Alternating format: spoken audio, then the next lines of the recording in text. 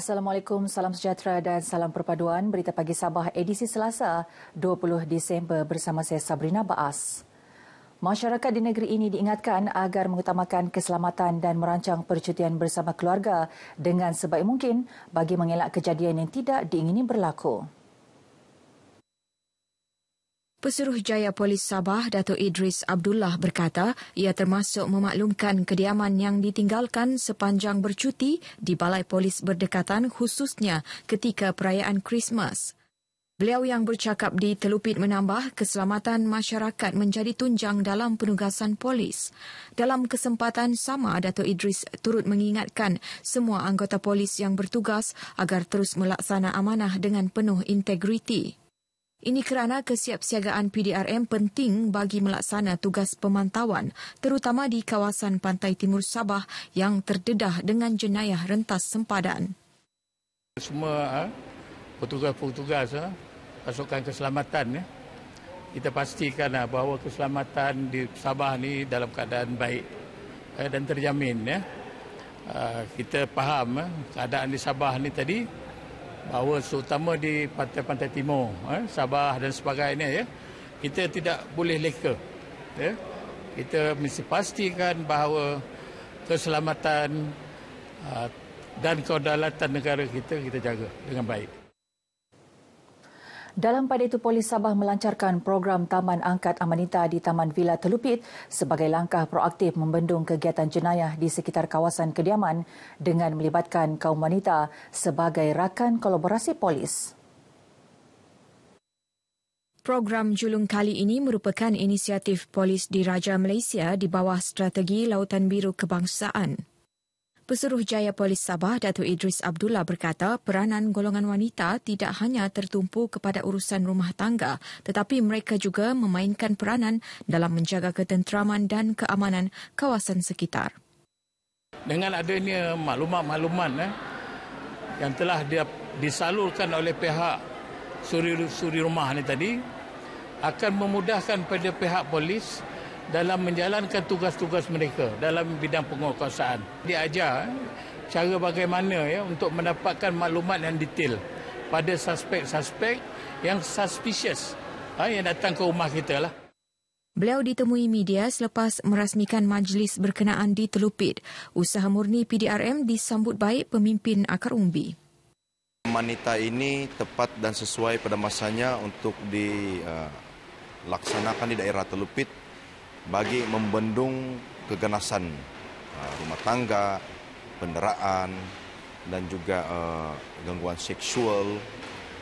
Jadi saya amat bersetuju dan mengucapkan terima kasihlah kepada PDRM atas inisiatif Amanita ini. Sementara itu, Eastern Sabah Security Command ESCOM akan meneruskan siri operasi bersepadu sebagai usaha mengekang jenayah rentas sempadan yang berpotensi dibawa masuk oleh pendatang asing tanpa izin parti ke daerah Lahad Datu. Komander ESCOM Datuk Hamzah Ahmad berkata pelaksanaan operasi tersebut pada 16 hingga 18 Disember baru-baru ini telah melakukan pemeriksaan fizikal terhadap 548 individu serta 290 rumah dan premis. Daripada jumlah tersebut, seramai 22 parti telah ditahan mengikut peruntukan Seksyen 6-1-C Akta Imigresen 1959 Palang 63 dan Akta Pendaftaran Negara 1959 sebelum diusir pulang ke negara asal. Beliau berkata demikian menerusi kenyataan media di Lahad Datu. Menurutnya, operasi tersebut turut melibatkan Polis Diraja Malaysia, Pasukan Gerakan Am, Pasukan Polis Marin, Jabatan Imigresen Malaysia, Jabatan Pendaftaran Negara, Rela dan Kementerian Kesihatan Malaysia dengan kekuatan seramai 80 anggota. Masyarakat turut diseru untuk menyalurkan maklumat berkaitan sebarang insiden keselamatan ke Pusat Operasi ESCOM atau mana-mana balai polis terdekat. Kerajaan diharap dapat memberi perhatian terhadap keperluan golongan belia di luar bandar, khususnya di daerah Nabawan yang memerlukan lebih banyak peluang pekerjaan, latihan, kemahiran dan dana modal pemula perniagaan. Pemimpin Pembangunan Masyarakat Nabawan, Dexon Andipai berkata ini kerana golongan belia juga antara yang terkesan teruk akibat pandemik COVID-19 sehingga kehilangan punca pendapatan untuk menyara hidup.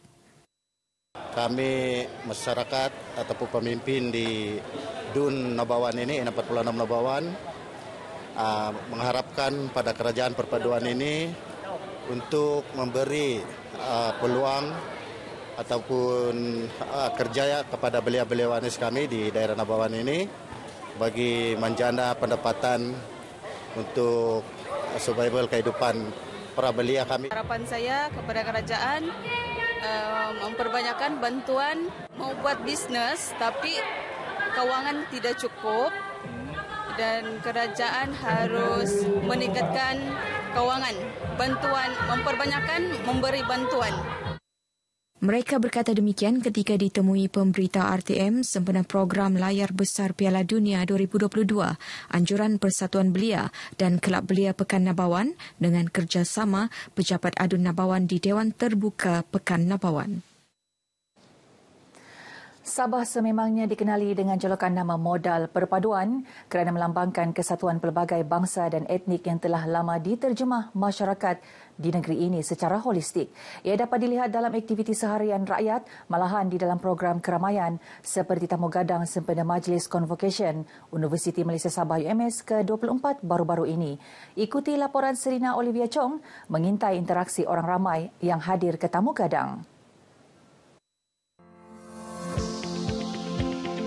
Tamu gadang UMS yang diadakan untuk kali ketiga tahun ini menyaksikan semangat perpaduan dalam kalangan pelajar universiti, pengunjung serta pengusaha yang membuka gerai. Di samping berpeluang mengamati pelbagai barangan yang dijual, interaksi bersemuka pelbagai lapisan masyarakat membuka minda untuk menghargai keunikan dan perbezaan yang ada. Mereka yang sempat ditemui kru RTM menyatakan program membabitkan orang ramai ini merupakan ejen perpaduan terbaik. Yang I boleh nampak is di Sabah yang banyak makanan yang I belum lagi rasa and I only dapat rasa di sini je. And menunya sangat diverse and sedap, lagi sedap and it's from the origin of Sabah. So I boleh rasa dia punya traditional dalam tu. First thing sebab saya dari Penang, so dekat Semenanjung basically dekat Penang lah banyak Chinese. Kat sana macam yang kita tahu cuma Malay, Chinese and Indian. So bila datang sini sebab saya first time kan belajar sini, so kat sini terlalu banyak bangsa macam sampai macam uncounted lah kan. So sampai kat sini apa yang saya nampak macam kita semua boleh like together sebab tak nampak difference. Macam yang semua tahu, saya berkawan dengan Indian, orang dari Selangor, Penang. Kami setiap hari sama-sama dan saya selalu mengajak mereka pergi beli-beli makanan sini. Saya perkenalkan semua makanan Sabah dan kami selalu makan sama-sama. Lama-kelamaan dorang akan rindulah makanan ini. Tidak hanya dikunjungi pelajar universiti berkenaan, tamu gadang UMS turut dimeriahkan dengan kehadiran pengunjung luar. Ternyata tiada perasaan kekok ketika interaksi jual-beli, malah keramahan jelas terpancar sama ada melalui reaksi air muka mahupun percakapan antara si penjual dan pembeli. Actually, everything is just a surprise and everything is perfect. I think maybe many people just like everything, every culture. I mean, food and something else. People. Everyone is just kind and just unique. So that is our interesting thing. Apa yang saya nampak di sini persatuan lah, persatuan peniaga dan juga pengunjung yang datang. Mereka memberikan satu kelainan lah daripada tempat-tempat lain. Contohnya pasar malam berbanding di sinilah. Perpaduan tu saya nampak positif lah. Sudah pasti program seumpama jika dianjurkan secara kerap di semua peringkat, sama ada besar atau kecil, akan menjadi pengikat tali perpaduan masyarakat. Seiring nuansa terbaharu politik negara yang mengangkat konsep kerajaan perpaduan, bukan hanya penyatuan pemimpin pelbagai latar belakang yang diperjuangkan, malahan penyatuan semua masyarakat yang mendokong kemakmuran dan perpaduan demi pembangunan rakyat dan negara. Laporan Serina Olivia Chong, RTM.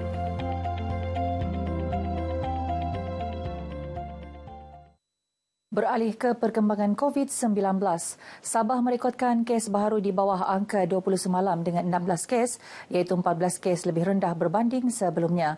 Kali terakhir Sabah merekodkan kes di bawah angka 20 adalah pada 3 Mei lalu. Berdasarkan kenyataan Menteri Kerajaan Tempatan dan Perumahan Datuk Seri Panglima Masidi Manjun, kadar jangkitan juga turut menurun kepada 1.76% berbanding 3.75% sebelumnya. Hanya 5 daerah mencatatkan kes jangkitan baharu, iaitu Kota Kinabalu dan Papar masing-masing 6 kes, Tuaran 2 kes serta Kota Belud dan Tawau masing-masing merekodkan 1 kes. 22 daerah lain tidak merekodkan sebarang jangkitan baharu. Keseluruhan 16 kes yang direkodkan dalam kategori 1 dan 2. Bilangan pesakit sembuh pula ialah 157 dan 197 pesakit sedang menerima rawatan di hospital. Tiada kematian direkodkan. Perpustakaan Negeri Sabah mengadakan pelbagai aktiviti bagi menggalakkan dan menarik minat lebih ramai pengunjung ke perpustakaan sempena cuti persekolahan. Pengarahnya Fatimah Abdillah berkata ia melibatkan pelbagai aktiviti yang diadakan di perpustakaan seluruh negeri. Kita sediakan ruang-ruang yang mereka boleh duduk dengan rileks, mereka boleh baring-baring sambil membaca di perpustakaan, tapi bukan di semua aras, cuma di aras kanak-kanak sahaja. Manfaatkanlah perkhidmatan perpustakaan yang ada. Sebab perpustakaan kita ni tidak lagi seperti dulu yang konvensional. Beliau berkata demikian kepada pemberita RTM selepas menjadi tetamu rancangan Kamibah ini di studio TV RTM Kota Kinabalu. Antara aktiviti yang diadakan adalah menghias pokok Christmas, membuat kad Christmas, menonton filem dan fun reading. Untuk keterangan lebih lanjut, orang ramai boleh ke perpustakaan yang berdekatan atau layari Instagram Sabah State Library. Baik, paparan tadi mengakhiri berita pagi Sabah. Saya Sabrina Baaz. Salam hormat dan salam perpaduan.